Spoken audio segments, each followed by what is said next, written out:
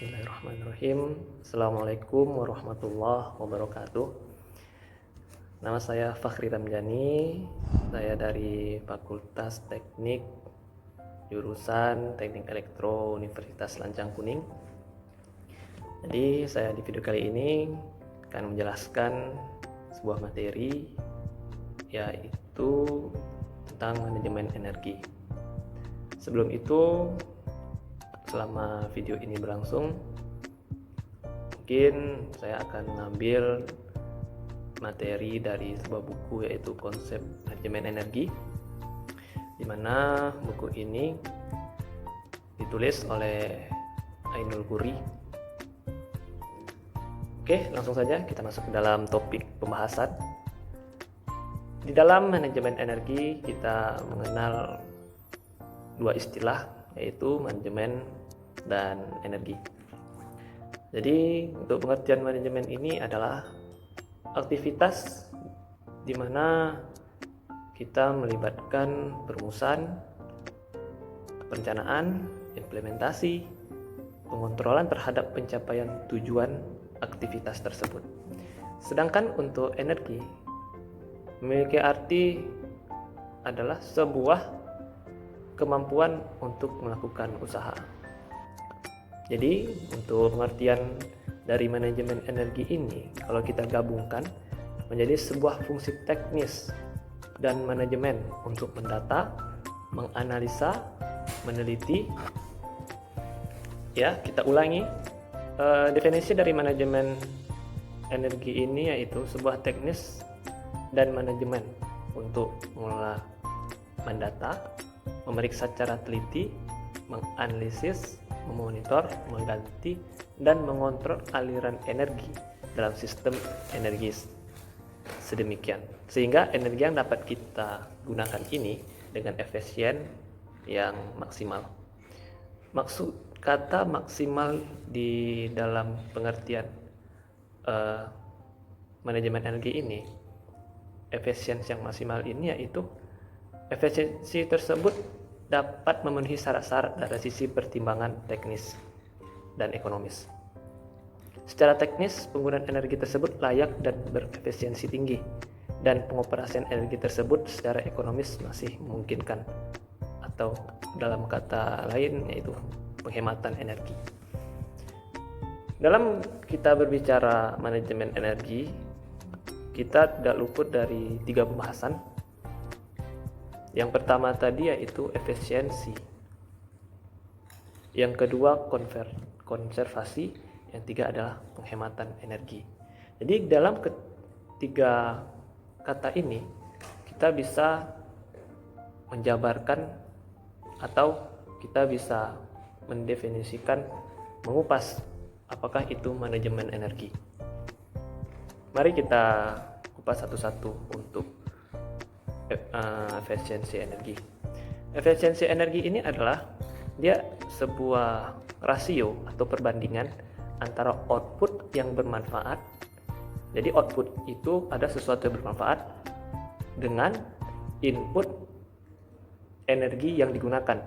Jadi nilai efisiensi ini akan keluar ketika output atau sesuatu yang bermanfaat itu akan lebih tinggi saat input yang kita gunakan atau energi yang kita gunakan itu kecil. Nah, dalam efisiensi energi ini itu bisa dikelompokkan atau kita gabungkan menjadi 2. Yang pertama itu ketika manfaat outputnya itu besar, tapi apanya itu kecil, input dari energi yang kita gunakan itu kecil. Yang kedua, manfaat yang kita lakukan itu kecil, tapi energi yang kita lakukan itu besar, tapi dia tidak menutup kemungkinan manfaat yang kita gunakan itu akan sangat bermanfaat untuk kita. Itu intinya. Jadi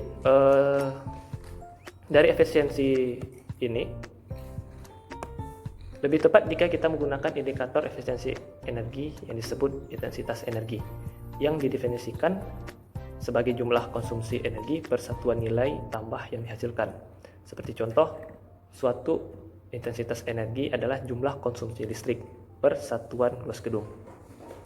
Ataupun jumlah konsumsi energi per kendaraan per tahun. Kita jelaskan kembali yang dimaksud dengan contoh dari efisiensi energi ini, di mana kita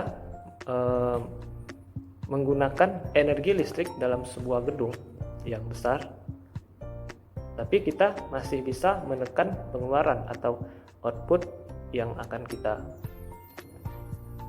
gunakan. Jadi di dalam manajemen energi ini bisa kita kelompokkan yang 3 tadi, yaitu efisiensi energi, bisa kita terus konservasi energi dan penghematan energi. Jadi bisa kita buatkan sebuah kuadran yang dinamakan dengan kuadran efisiensi energi. Jadi di sini saya sudah membuat sebuah kuadran di mana ada nilai A, B, C, dan D. Yang sumbu X ini yaitu peningkatan manfaat per energi yang digunakan. Pada sumbu Y, peningkatan jumlah total energi yang digunakan. Y minus, penurunan jumlah total energi yang digunakan. X minus, penurunan jumlah total energi yang digunakan. Y minus untuk penurunan manfaat per energi yang digunakan. Oke, kita kupas yang 3 tadi.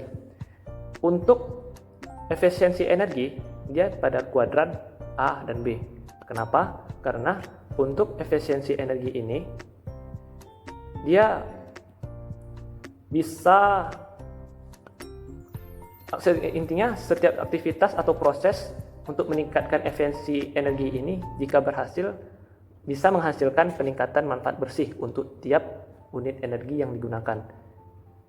Perbaikan efisiensi energi adalah peningkatan manfaat bersih untuk tiap unit energi yang digunakan. Tidak peduli dia apakah total energi yang digunakan mengalami kenaikan atau penurunan. Sebagai contoh, untuk perbaikan efisiensi ini dapat dicapai dengan 2 cara, yaitu menaikkan penggunaan energi yang dihasilkan karena manfaat per unit energi yang digunakan. Misalnya pemasangan AC untuk mendapatkan ruang yang lebih nyaman. Jadi saat kita menghidupkan AC, kita mendapatkan output itu suasana kita nyaman, atau rasa dingin yang kita rasakan itu membuat kita nyaman, sehingga walaupun energi yang kita keluarkan itu besar, tapi kita mendapatkan hasil atau kepuasan dari kenyamanan kita gitu. Yang cara kedua dalam efisiensi energi ini yaitu dengan menurunkan penggunaan energi yang menghasilkan kenaikan manfaat per unit energi yang digunakan. Jadi kita bisa menaikkan energinya, atau kita bisa menaikkan manfaatnya, terus untuk energi itu bisa kita turunkan. Nah, contohnya itu seperti kita membuat pengurangan panas itu yang terbuang ke lingkungan. Contohnya itu kayak panas di oven, ya kan, yang menghalangi pembuangan panas sehingga mengurangi jumlah panas yang digunakan akibat pengurangan panas yang terbuang di lingkungan. Oke, itu untuk efisiensi energi. Selanjutnya kita bahas tentang konservasi energi, yaitu segala aktivitas dan proses yang menghasilkan pengurangan jumlah energi yang dikonsumsi atau digunakan, yakni ditunjukkan pada kuadran A dan C. Jadi kita lihat pada kuadran A tadi, jika peningkatan manfaat per energi yang digunakan, maka kita juga mendapatkan penurunan jumlah total energi yang digunakan. Sudah pasti, kita selain kita meningkatkan manfaat dari kita juga bisa menurunkan energi yang kita keluarkan. Berarti kita mendapat nilai 2+ gitu. Tapi dalam konservasi energi ini, kita dapat memperbaiki efisiensi energi jika penghematan energi yang dicari menghasilkan kenaikan manfaat bersih per unit. Tapi kadang-kadang yang di C tadi, kita mendapatkan penurunan jumlah total energi yang digunakan. Ya, tapi kita mendapatkan juga penurunan manfaat per energi yang digunakan tadi. Nah, itu salah satu efek dari konservasi energi tersebut. Selanjutnya, kita masuk ke pengertian dari penghematan energi. Jadi penghematan energi ini kita judul dari kalimatnya kita sudah bisa mengartikan dalam segi hemat, baik itu dalam pemanfaatannya dan pengurangan energi. Jadi untuk penghematan energi ini kita kuadratkan ke dalam kuadrat A. Sedangkan apabila kita mendapatkan di kuadrat D, itu tuh kebalikan dari penghematan energi, bahwa kita mendapatkan pemborosan dan kita mendapatkan kerugian kosnya yang lebih besar. Kenapa demikian di kuadran D ini? Karena kita sudah meningkatkan jumlah total energi.